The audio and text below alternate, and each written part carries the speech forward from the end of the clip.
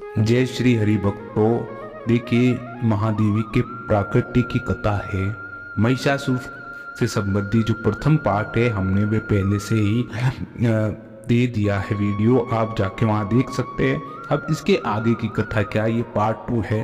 देखिए, महिषासुर किस प्रकार से प्रकट हुआ, क्या कारण बने और कैसे उसका जन्म हुआ इस भूलोक पर और कैसा उसका सर्वनाश हुआ, इस संदर्भ में है। ये कथा थोड़ी लंबी है, इसलिए मैंने इसको 2-3 भागों में डिवाइड करा हुआ है।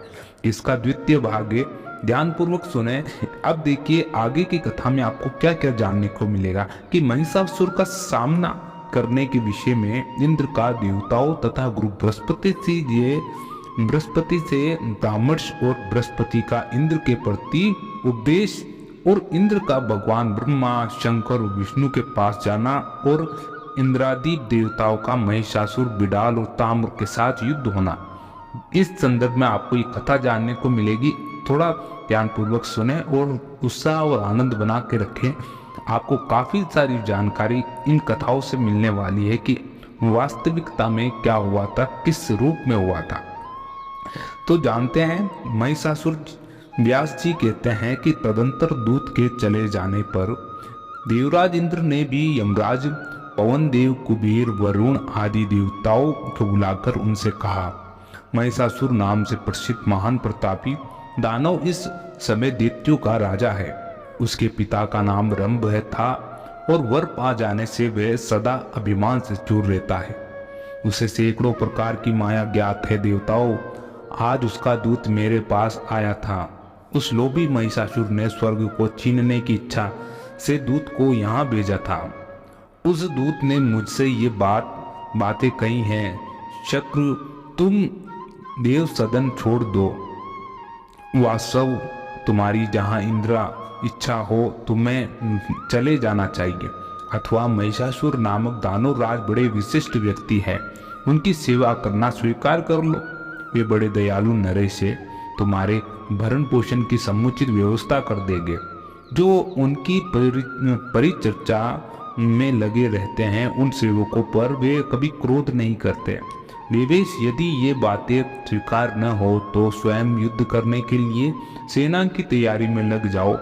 मेरे वहां जाने पर दानवराज महिषासुर तुरंत तुम पर चढ़ाई कर देंगे।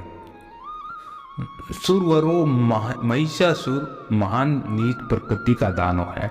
उसका दूत मुझ में उपयुक्त बातें कहकर चला गया है। अतएव हम लोगों को अब क्या करना चाहिए, इस विषय पर आप लोग विचार करें। देवताओं, बलवान पुरुष को चाहिए कि कभी किसी दुर्बल शत्रु की भी अपेक्षा न करे, विशेषकर जो अपने बल का अभिमान रखते हो। उन बलशाली पुरुषों को तो सदा ही उद्योगी बने रहना चाहिए। बुद्धि और बल के अनुसार निरंतर यत्न में लगे रहना चाहिए। हार और जीत तो प्रारब्ध के अधीन है, उसको कोई टाल नहीं सकता। इस समय उससे मैत्री कर लेना ही ठीक नहीं, लेकिन महिषासुर दुष्ट है, उसके मित्र बन जाने पर भी कोई प्रयोजन सिद्ध नहीं हो सकता। आप लोग उत्तम विचारशील हैं, अतः इस विषय पर बार बार विचार करें और अकस्मात अभी उस पर चढ़ाई कर दी जाए, यह भी ठीक नहीं। सुगमता से प्रवेश करने में कुशल शीघ्रगामी गुप्तचर अपने पहले वहां भेज दिए जाए। गुप्तचर ऐसे होने चाहिए जो शत्रु के अभिप्राय को पूरा समझ सके, किसी के साथ अधिक प्रेम न रखे और किसी प्रलोभन में न पड़े, सत्यवादी हो, यथार्थ रूप से शत्रु की सेना की संख्या और उसका सारा रहस्य जानकर फिर चढ़ाई करना समुचित होगा। उसकी सेना में कितने कैसे वीर है और गुप्तचर उनकी संख्या आदि का पूर्ण ज्ञान प्राप्त करके शीघ्रता पूर्वक लौट आए। उनके द्वारा महिषासुर और उसकी सेना के बलाबल को जान लेने के पश्चात हम लोग तुरंत धावा बोलने या शक्ति संग्रह करने में प्रबंध में लग जाएंगे। बुद्धिमान पुरुष को सदा विचार करके ही काम करना चाहिए। सहसा किसे किए हुए कार्य से सर्वथा दुखी होने की संभावना नहीं रहती। अतएव पंडित जन भली भांति सोच समझकर सुप्रद क्रम में ही हाथ डाला करते हैं। अभी दानवों के साथ युद्ध ठान दिया जाए और यह सर्वथा अनुचित जान पड़ता है। जो करना तो वैसा ही होगा जैसा कि बिना जाने हुए औषध सेवन करना। ऐसे कार्य से तो सर्वथा उल्टा फल प्राप्त होता है। व्यास जी यहाँ पर कहते हैं कि राजन, उपस्थित देवताओं के साथ यूं बातचीत करके शत्रु का अभिप्राय जानने के लिए देवराज इंद्र ने कार्यकुशल निपुण गुप्तचर को जानने की आज्ञा दे दी। वे दूत तुरंत चला गया और सारे भेद जानकर इंद्र के पास लौट आया। उसने महिषासुर के संपूर्ण सेना के बलाबल की सूचना देवराज को दे दी। दानव के सैनिक उद्योग की जानकारी प्राप्त करने पर इंद्र अत्यंत आश्चर्य में पड़ गया। उन्होंने तुरंत देवताओं को आज्ञा दे दी। देवता गए और मंत्रवेताओं में श्रेष्ठ पुरोधा बृहस्पति को बुला लाए। उनके साथ परामर्श होने लगा और अंगिरानंद बृहस्पति जब उत्तम आसन पर बैठ गए तब इंद्र ने कहा, विद्वान, आप देवताओं के गुरु हैं, इस अवसर पर हमें क्या करना चाहिए ये बताने की कृपा करें। आप सर्वज्ञ पुरुष है, इस कठिन परिस्थिति में हमें केवल आपका ही अवलंब है। आप महिषासुर नामक दानव बहुत से दैत्यों को साथ लेकर युद्ध करने के लिए आ रहा है, उसमें अथाह बल है, वह अभिमान से मत रहता है, वो मंत्रज्ञ पुरुष है। यह अवसर में कोई ऐसा कार्य करे जिससे उसकी शक्ति कुंठित हो जाए, और जैसे दानों के पक्ष में शुक्राचार्य हैं वैसे ही हमारे पक्ष में विघ्न शांति करने वाले आप हैं। आप सर्वदा श्रेष्ठ सम्मति दिया करते हैं। तो व्यास जी यहाँ पर कहते हैं कि देवराज इंद्र की बात सुनकर बृहस्पति जी ने उनसे कहने लगे कि मन में खूब सोच समझकर किसी भी कार्य में तत्पर होना उनका स्वाभाविक गुण था। बृहस्पति जी बोले कि देवराज शांत रहो, इस समय धैर्य रखना परम आवश्यक है। दुख की घड़ी सामने आने पर तुरंत धैर्य नहीं छोड़ देना चाहिए। देवेंद्र, हार और जीत तो सदा ही देव पर निर्भर है। अतएव बुद्धिमान पुरुष का कर्तव्य है कि सदा ही धैर्य का आश्चर्य लेकर अपने साथ भी विचलित न हो। शतकर्तो होनी होकर भी रहती है, इस बात पर पूरी आस्था रखनी चाहिए। हाँ, मनुष्य अपनी शक्ति के अनुसार उद्यम करने में सर्वथा तत्पर रहे। वितराग मुनिगण भी तो मुक्ति पाने के लिए निरंतर उद्यमशील रहते हैं।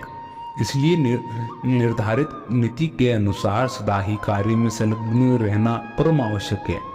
सुख मिले अथवा न मिले, इस विषय में चिंता की आवश्यकता नहीं, क्योंकि सुख और दुख तो देव पर ही निर्भर है। कभी कभी बिना पुरुषार्थ किए भी कार्य में सफलता मिल जाती है, किंतु इस बात को लक्ष्य करके अंधे और पंगु की भांति अकर्मणीय होकर पड़े रहना उचित नहीं। हाँ, यदि पुरुषार्थ करने पर भी सिद्धि न मिल सके तो इसमें वह बिल्कुल निर्दोष है, क्योंकि प्राणी देव का अनुशासन भंग नहीं कर सकता। और देवराज, सेना, मंत्री मंडल, मंत्र, रथ, आयुध ये केवल साधन मात्र है। इनके द्वारा कार्य सिद्ध हो ही जाए ये निश्चित नहीं है। कार्य सिद्धि में देव की सत्ता प्रधान है। कहीं कहीं ऐसा भी देखा जाता है कि बलवान को अनेकों कष्ट भोगने पड़ते हैं और निर्बल सुख भोगता है। बेचारा बुद्धिमान बिना कुछ खोए पिए सो जाता है और मूर्ख अनेकों पकवान उड़ाता है, और कापुरुषों के हाथ में विजय श्री चली जाती है और शूरवीर पुरुष हार जाते हैं। देवराज, प्राणी जगत पर देव का पूर्ण शासन है, अतः इसमें किसी भी परिस्थिति के सामने आने पर चिंता करना कदापि अभिष्ट नहीं है। हाँ, उद्यम से कभी भी झुकना नहीं चाहिए। दुख आने पर अधिक से अधिक दुख की ओर, सुख के समय सुख के चरम स्थान की ओर दृष्टि दौड़ानी चाहिए। हर्ष और शोभ शत्रु तुल्य है, इन्हें अपने आत्मा को न सौंपे। विवेकी पुरुषों को चाहिए कि इनके उपस्थित होने पर धैर्य का ही अनुसरण करे। अधीर हो जाने पर दुख का जैसा भयंकर रूप सामने दिखाई पड़ता है, वैसा धैर्य धारण करने पर नहीं दिखता। परंतु दुख और सुख के सामने आने पर सहनशील बने रहना अवश्य ही दुर्लभ है। जो पुरुष हर्ष और शोक की अवस्था में अपनी सद्बुद्धि के निश्चय करके उनके प्रभाव से प्रभावित नहीं होता, उसके लिए कैसा सुख और कैसा दुख वैसी परिस्थिति में वह यह सोचे कि मैं निर्गुण हूँ, मेरा कभी नाश नहीं हो सकता, मैं इन 24 गुणों से पृथक हूँ, फिर मुझे दुख और सुख में से क्या प्रयोजन। सुख और प्यास का प्राण से और शोक और मोह का मन से और जरा और मृत्यु का शरीर से संबंध है। मैं इन 6 उर्मियों से रहित कल्याण स्वरूप हूँ। शोक और मोह ये शरीर के गुण है, मैं इनकी चिंता में क्यों उलझूं। मैं शरीर नहीं हूँ और मैं न मेरा इससे कोई स्थायी संबंध ही है। मेरा स्वरूप अखंड आनंद में है। प्रकृति और विकृति मेरे इस आनंद में स्वरूप में पृथक है। फिर मेरा कभी भी दुख से क्या संबंध है। देवराज, तुम सच्चे मन से इस रहस्य को भलीभांति समझकर ममता रहित हो जाओ। सत्कर तो तुम्हारे दुख के अभाव का सर्वप्रथम उपाय यही है। ममता की परम दुख है और ममता का भाव हो जाने पर परम सुख का साधन है। सजीपते, कोई सुखी होने चाहे तो संतोष का आश्रय ले और संतोष के अतिरिक्त सुख का स्थान और कोई नहीं। अथवा देवराज, यदि तुम्हारे पास ममता दूर करने वाला ज्ञान का नितांत भाव हो तो प्रारब्ध के विषय में विवेक का आश्रय लेना परम आवश्यक है। प्रारब्ध कर्मों का अभाव बिना भोगे नहीं हो सकता। ये स्पष्ट है कि आर्य संपूर्ण देवता तुम्हारे सहायक है और तुम स्वयं भी बुद्धिमान हो, फिर भी जो होनी है वे होकर ही रहेगी, तुम उसे टाल नहीं सकते। ऐसी स्थिति में सुख और दुख की चिंता में नहीं पड़ना चाहिए। महाभाग, सुख और दुख ये दोनों क्रमशः पुण्य और पाप के क्षय के सूचक हैं। अतएव विद्वान पुरुष को चाहिए कि सुख के अभाव में भी सर्वथा आनंद का ही अनुभव करे। अतएव महाराज, इस अवसर पर सुयोग मंत्रियों और परामर्श लेकर विविध विधि पूर्वक यत्न करने में कटिबद्ध हो जाओ। यत्न करने पर ही जो होनहार होगा वह तो सामने आएगा ही। व्यास जी कहते हैं कि देवगुरु बृहस्पति का कथन सुनकर इंद्र ने उनसे पुनः कहा, मैं महिषासुर को मारने के लिए युद्ध की तैयारी अवश्य करूंगा, क्योंकि निर्दम हो जाने पर राज्य, सुख और यश इनका मिलना असंभव है। जिनमें कुछ भी करने की शक्ति नहीं होती है वे निरुक्तमा के पक्ष का समर्थन किया करते हैं। उद्यमशील पुरुष कभी ऐसा नहीं करते। सन्यासियों के लिए ज्ञान और ब्राह्मणों के लिए संतोष भूषण है, किंतु जिन्हें ऐश्वर्य की अभिलाषा है उनके लिए तो उद्यमशील होकर शत्रु का नाश करना ही भूषण है। मुनिवर, उद्यम के प्रभाव से ही मेरे द्वारा वस्त्रासुर को निमुच्ची काल के ग्रास बन गए। इसी प्रकार मैं इस महिषासुर को भी मार डालूंगा। आप देवगुरु बृहस्पति का और श्रेष्ठ आयुध वज्र का बल मुझे सुलभ है। भगवान विष्णु और उमापति शंकर जी अवश्य मेरी सहायता करेंगे। मुनिवर, सम्मान प्रदान करना और दूसरे का कार्य करना साधना आपका स्वभाव ही है। मैं सैनिकों को लेकर महिषासुर पर चढ़ाई करने के लिए बिल्कुल तैयार हूँ। आप मेरे कल्याण के लिए रक्षोद मंत्र का जप करने की कृपा करी। व्यास जी कहते हैं कि इस प्रकार देवराज इंद्र के कहने पर बृहस्पति हंसकर उनसे कहने लगे। बृहस्पति जी बोले, देवराज, इस अवसर पर मैं न तो तुम्हें जाने की प्रेरणा ही कर सकता हूँ और न रोक ही सकता हूँ, क्योंकि युद्ध करने वाला हार और जीत बिल्कुल अनिश्चित रहती है। क्षतिपते होनार विषय में तुम्हारा किंचित मात्र दोष नहीं है। सुख अथवा दुख पहले से ही निश्चित हो चुके हैं, अतः इनका सामने आ जाना अनिवार्य है। तथापि बुद्धिमान पुरुष को निरंतर यत्नशील बने रहना चाहिए। कार्य सिद्ध होना या न होना तो सदा देव के अधीन है। व्यास जी कहते हैं कि शचीपति इंद्र बृहस्पति के सार गर्भित सत्य वचन सुनकर ब्रह्मा जी की शरण में गए। उन्हें प्रणाम करके बोले, पितामह, आप संपूर्ण देवताओं के अध्यक्ष हैं। इस समय महिषासुर नामक द्वितीय स्वर्ग पर अधिकार प्राप्त करने के लिए अपने सैनिक बल का विपुल संग्रह करने के लिए अथक प्रयास कर रहा है। अन्य भी जितने दानव है सबके सब महिषासुर की सेना में सम्मिलित हो गए हैं। वे सभी युद्धाभिलाषी, महापराक्रमी और युद्ध की कला में विशेषज्ञ है। महाप्राज्ञ महिषासुर के भय से अत्यंत घबराकर अब मैं आपकी शरण में आया हूँ। आपसे कोई भी बात छिपी नहीं है, अतः आप मेरी सहायता करने की कृपा कीजिए। ब्रह्मा जी यहाँ पर कहते हैं, इस समय हम सब लोग कैलाश पर्वत पर चले। भगवान शंकर और अपार बलशाली विष्णु को अगुआ बनाकर युद्ध का कार्यक्रम निश्चित किया जाए। सभी देवताओं के साथ बैठकर देश और काल के संबंध में भलीभांति विचार करके युद्ध करना समुचित होगा। मूर्खतावश बलाबल का विचार किए बिना ही सहसा कार्य करने वाले मनुष्य का पतन हो जाता है। व्यास जी कहते हैं कि देवराज इंद्र की ब्रह्मा की बात सुनकर उन्हें अपना अग्रिम बनाए और लोकपाल को साथ लेकर वे कैलाश के लिए चल पड़े। वहां पहुंचकर वैदिक मंत्र द्वारा वे भगवान महेश्वर की स्तुति करने लगे। शंकर जी के प्रसन्न हो जाने पर उन्हें अपना अग्रगामी बनाकर सबने विष्णु लोक के लिए प्रस्थान किया। वैकुंठ में पहुंचकर स्तुति करने के पश्चात देवादि देव भगवान श्री हरि अपने आने का उद्देश्य बतलाया और कहा कि वर पा जाने के कारण महिषासुर ने असीम अभिमान आ गया है। उसके महान भय से मैं व्याकुल हो रहा हूँ। देवराज इंद्र के भय की बात सुनकर भगवान विष्णु ने उपस्थित ब्रह्मादि देवताओं से कहा कि हम लोगों का महिषासुर के साथ दुर्जय संग्राम हो और उसमें भय दानव काम आ जाए।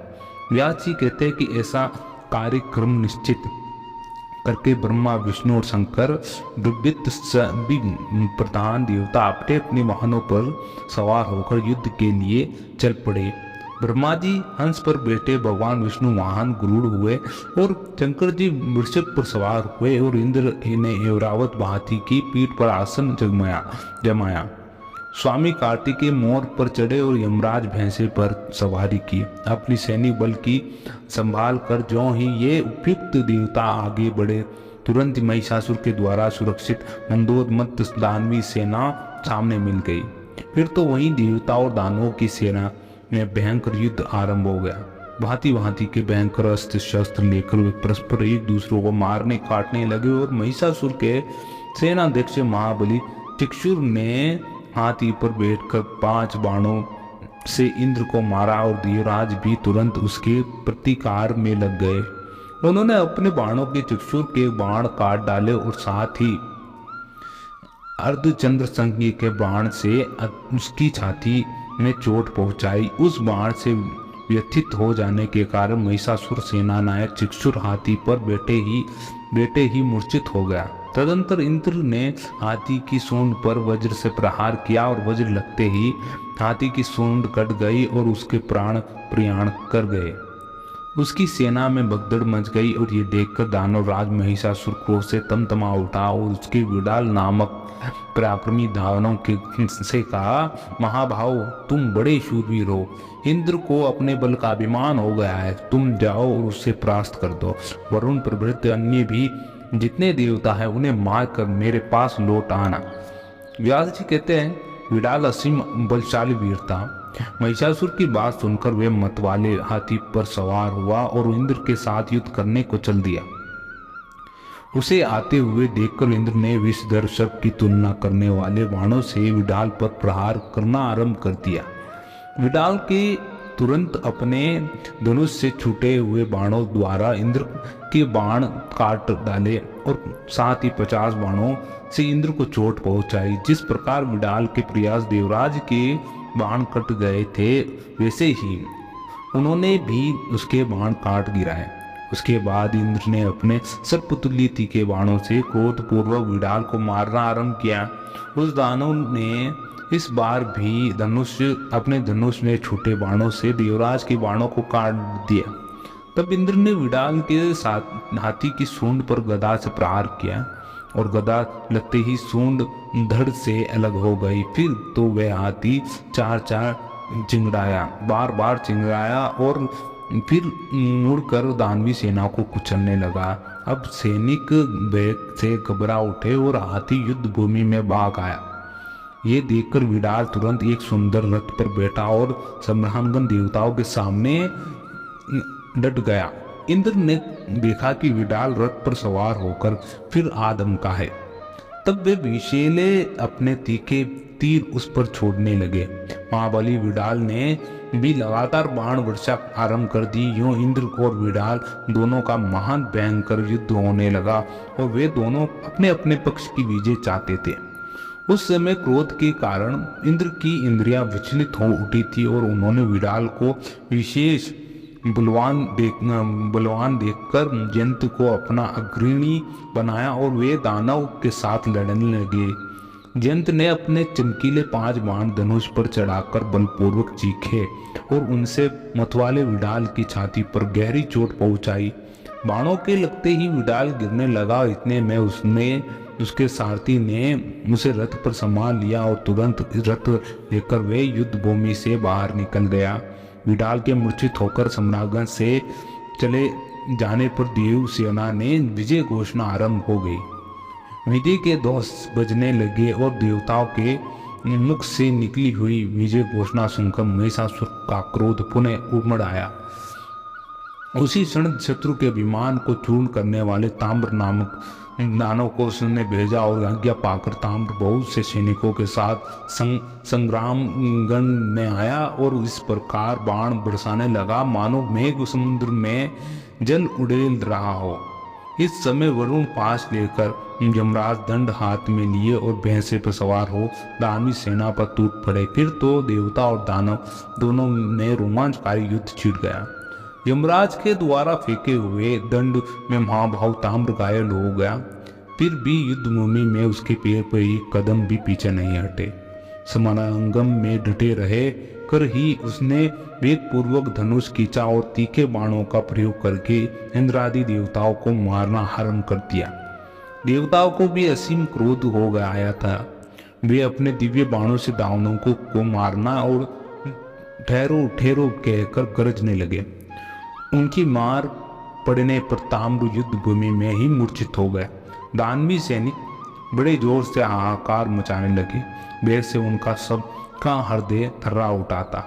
व्यास जी यहाँ कहते हैं कि ताम्र नामक दैत्य के मूर्छित हो जाने पर महिषासुर ने कुपित होकर विशाल गदा उठाई और वे स्वयं देवताओं पर टूट पड़ा। देवताओं और ठहरो, तुम सब लोगों को आज मैं गदा से चूर्ण कर देता हूँ। तुम सदा से ही निर्बल हो। यहाँ कई भी इच्छानुसार बलि खा लेना तुम्हारी स्वाभाविक कमी है। जो कहकर अभिमान से चूर रहने वाला महिषासुर इंद्र के पास पहुंच गया और इंद्र ऐरावत हाथी पर बैठे थे तो महाभाव महिषासुर ने उनके कंधे पर गदा से चोट पहुंचाई और इंद्र भी सावधान थे। उन्होंने अपने भयंकर वज्र से दानव की गदा ने तुरंत काट डाली और फिर महिषासुर को मारने के लिए बड़ी शीघ्रता से वे आगे बढ़े। महिषासुर भी साधारण क्रोधी नहीं था। उसने चमचमाती हुई तलवार हाथ में ले ली और महान पराक्रमी इंद्र सामने पहुंच चुके थे। आगे बढ़कर उस दैत्य ने उन पर तलवार चलाना आरंभ कर दिया। फिर तो दोनों में संपूर्ण प्राणियों को भयभीत करने वाला रोमांचकारी युद्ध ठन गया। तरह तरह का आयुधों का प्रयोग करके वे लड़ रहे थे। इस समय शमशासुर ने एक ऐसी माया का आविष्कार किया था जिसमें संपूर्ण जगत में नष्ट कर देने की शक्ति थी तथा मुनि भी जिसके चक्कर में पड़ जाते थे। महिषासुर ने शीघ्रतापूर्वक उसी माया का प्रयोग किया। उसी विचित्र माया के प्रभाव से वहां एक ही 7 करोड़ महिषासुर प्रकट हो गए। रूप और पराक्रम से सभी समान दिखाई देते थे और सबकी भुजा आयुध से अलंकृत थी और वे देवताओं की सेना पर प्रहार कर रहे थे। ऐसी स्थिति में दैत्य द्वारा रची गई ये मोहकारी माया की भीषण रचना देखकर इंद्र के मन में भय के कारण अत्यंत घबराहट उत्पन्न हो गई और वरुण, कुबेर, यमराज, अग्नि, सूर्य और चंद्रमा इन सबके मन में इस महान त्रास छा गई और अपने विचारशील शक्ति खोकर वे सभी देवता भाग चले। तब उन्होंने दूर जाकर ब्रह्मा, विष्णु और शंकर का चिंतन किया और स्मरण करते ही वे देवताओं के पास आ गए। हंस, गरुड़ बलि व्रत पर वे बैठे हुए थे और देवताओं की रक्षा करने के लिए उन्होंने हाथ में श्रेष्ठ आयुध ले रखा थे। मोह उत्पन्न करने वाली उस आसुरी माया को देखकर भगवान विष्णु ने अपना प्रज्वलित सुदर्शन चक्र चलाया और उस चक्र के प्रचंड तेज से माया की सारी रचना समाप्त हो गई। इस समय सृष्टि स्थिति और संहार के अधिष्ठाता प्रधान देवता वहां उपस्थित थे। महिषासुर ने उन्हें देखकर युद्ध की अभिलाषा से प्रकृति उठा ली और शीघ्रता पूर्वक आगे बढ़ा। महान बलशाली महिषासुर, उसका सेनाध्यक्ष चिक्षुर, उग्रास्य, उग्रवीर्य और असीलोमा, त्रिनेत्र, वाष्कल और अंधक, ये दानव, इनके अतिरिक्त भी बहुत से दैत्य युद्ध करने के विचार से निकल पड़े। सभी कवच पहने हुए थे, भुजाएं धनुष से सुशोभित थी और वे मतवाले होकर स्थान पर रथ पर बैठे थे। उन्होंने संपूर्ण देवताओं को इस प्रकार घेर लिया मानो सियार सुकोमल बछड़ों को घेर कर खड़े हो। तदंतर वे समस्त दानव मंदाग्ध होकर देवताओं पर बाण बरसाने लगे और देवताओं द्वारा भी उसी प्रकार की बाण वर्षा आरंभ हो गई। एक दूसरे को मारने के लिए सब पर्याप्त प्रयत्न कर रहे थे और तदंतर भगवान विष्णु के तथा शंकर के साथ महिषासुर और उसके पक्ष के दानवों का भयंकर युद्ध हुआ। कुछ समय पश्चात सर्वज्ञ भगवान विष्णु, शंकर और ब्रह्मा अपने अपने लोकों में लौट गए। महाबली इंद्र वो हाथ में वज्र लेकर युद्ध में मैदान में डटे थे और वरुण हाथ में शक्ति लेकर युद्ध में देवराज का साथ दे रहे थे। यमराज भी दंड लेकर युद्ध करने के लिए में लगे रहे और फिर कुबेर स्वच्छंदता पूर्वक बुद्धि के लिए प्रयत्नशील बने गए। अग्निदेव की शक्ति लेकर युद्ध में सहयोग देना आरंभ कर दिया। युद्ध करने के लिए उनके मन में निश्चित विचार हो गया था कि नक्षत्रों में नायक चंद्रमा और भगवान सूर्य एक साथ पधारे। दोनों एक साथ होकर युद्ध करने के लिए खड़े हो गए। दैत्यवर महिषासुर को देखकर लड़ने के लिए वे मन में पक्की धारणा कर चुके थे। इतने में दानवी सेना सामने पहुंची और प्रत्येक सैनिक क्रोध में भरकर बाण बरसाने की तत्पर था। वे बाण ऐसे जान पड़ते थे कि मानो क्रूर सर्प हो। सेना के बीच वे दानव राज भैंसे के रूप में उपस्थित था। दोनों दल के सैनिकों द्वारा भीषण गर्जना आरंभ हो गई थी। देवताओं तथा दानवों की सेना में अत्यंत भयंकर संग्राम मच गया था। इस समय उनके धनुष टकराने और ताल ठोकने सी ऐसी आवाज निकल रही थी कि मानो मेघ गरज रहे हो। महाबली महिषासुर अभिमान से चूर था। उसने सिंहों के पर्वत शिखरों को फेंकना आरंभ कर दिया। उसके फेंके हुए पत्थरों से देवता घायल हो उठे और वे दैत्य बड़ा ही अद्भुत प्राणी था। उसके सर्वांग में क्रोध छा रहा था। उसने खुरों के आघात से पूंछ के घुमाने से बहुत देवताओं को मार डाला। तब लड़ने के लिए जितने देवता और गंधर्व एकत्र थे वे सभी अत्यंत डर गए। महिषासुर की इस पराक्रम को देखकर इंद्र के पैर भी पीछे पड़ने लगे और युद्ध भूमि से निकलकर भाग चल पड़े। क्षतिपति इंद्र के भाग जाने पर वरुण, कुबेर और यमराज सभी वेग से घबराकर विचलित हो गए। सम्यक प्रकार से विजय मानकर महिषासुर अपने महल के लिए प्रस्थित हो गया। महिषासुर ने इंद्र के ऐरावत हाथी तथा कामधेनु गो और उच्च श्रवा घोड़े की अपने अधिकार में कर लिए। फिर उसके मन में आया कि सेना के साथ लेकर मैं इसी क्षण स्वर्ग पर चढ़ाई कर दूं। उस पर देवता लोग भय से कातर होकर इधर उधर छिपे थे। देव सदन खाली पड़ा था और महिषासुर ने तुरंत वहां पहुंचकर अपना पूरा अधिकार जमा लिया। उसने स्वयं देवराज के दिव्य आसन पर बैठने की व्यवस्था कर ली और देवताओं के स्थानों पर दानवों को बैठने का प्रबंध कर दिया।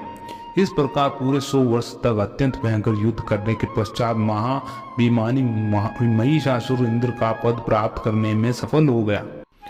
उसके इस भीषण प्रयत्न में संपूर्ण देवता स्वर्ग छोड़कर पर्वत की गुफा में वर्षों तक भटकते रहे और इस भयानक स्थिति में उन्हें वहां कलेश भोगने पड़े। राजन निरंतर दुख सहने से जब देवताओं का साहस टूट गया तब वे सब मिलकर पुनः ब्रह्मा जी की शरण में गए।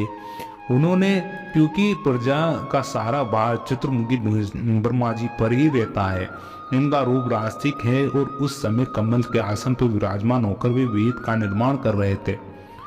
उन्हीं के विग्रह से प्रकट हुए ऋषि आदि प्रमुख भूमि मुनिगण जो संपूर्ण वेदों के पारगामी शांत स्वभाव हैं, ये सेवा में प्रस्तुत थे। और सिद्ध, चारण, गंधर्व, किन्नर, पनग और उरग सब के सब उन देवादि देव जगत गुरु की स्तुति में संलग्न थे। देवता बोले, संपूर्ण दुख दूर करने वाले पद्म योनि ब्रह्मा जी इस समय सभी देवता संग्राम में दानवराज महिषासुर से परास्त होकर पर्वत की गुफा में कालक्षेप कर रहे हैं।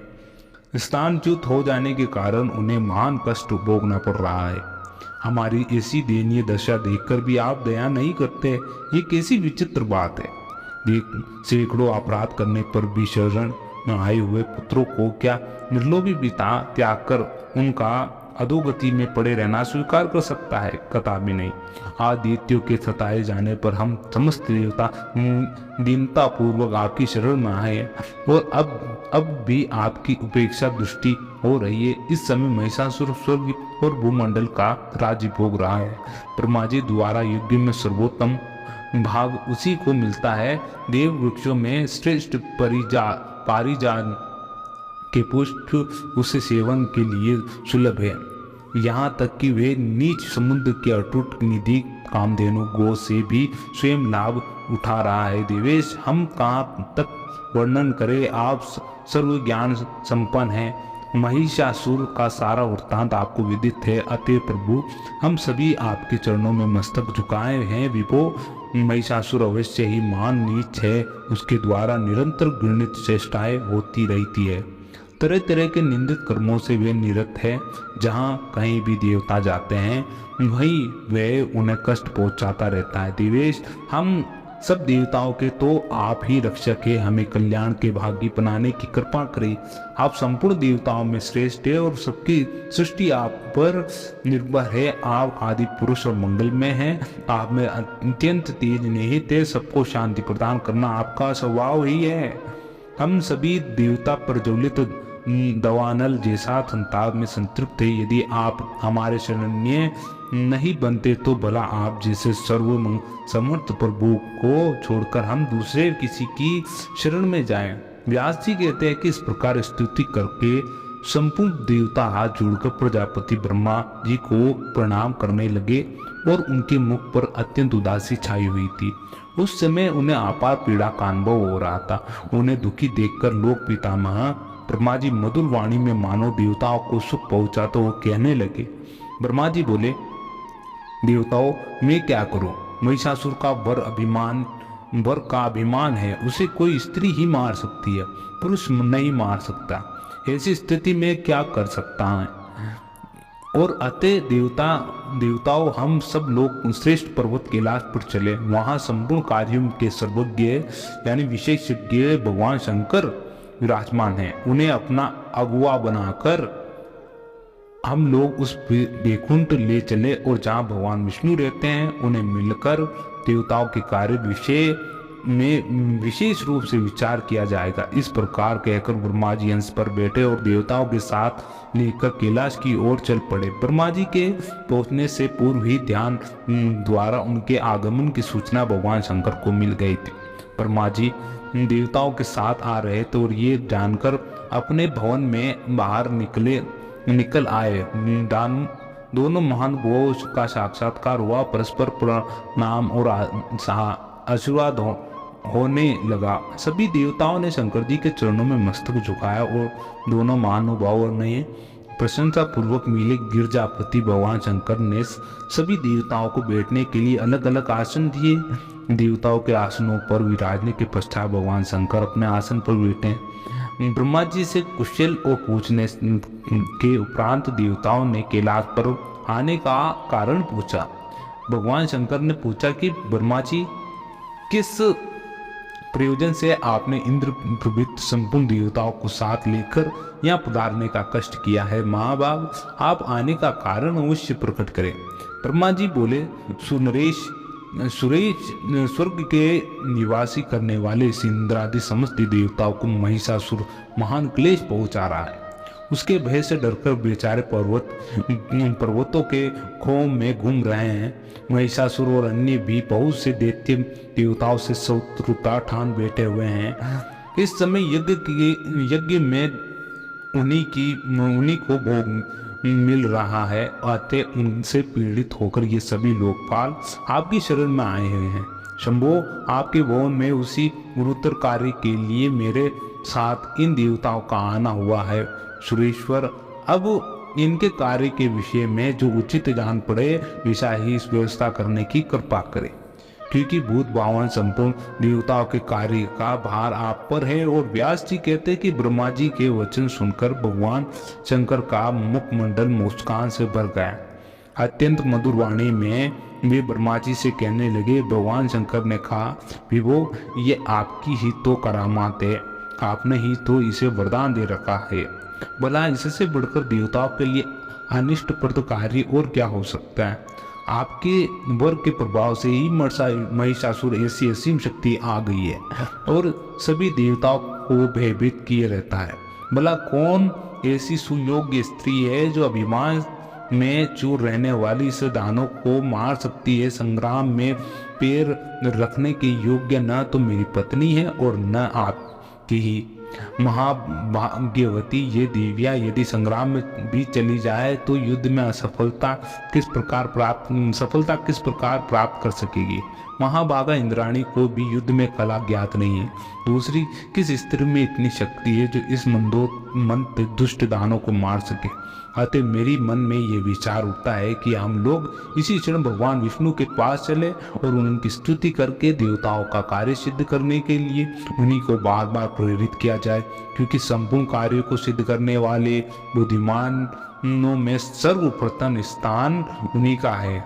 उनसे मिलकर ही कार्य में संबंध में विचार करना समुचित होगा और वे किसी प्रपंच से अथवा बुद्धि से कार्य सिद्ध होने का साधन प्रस्तुत कर देंगे।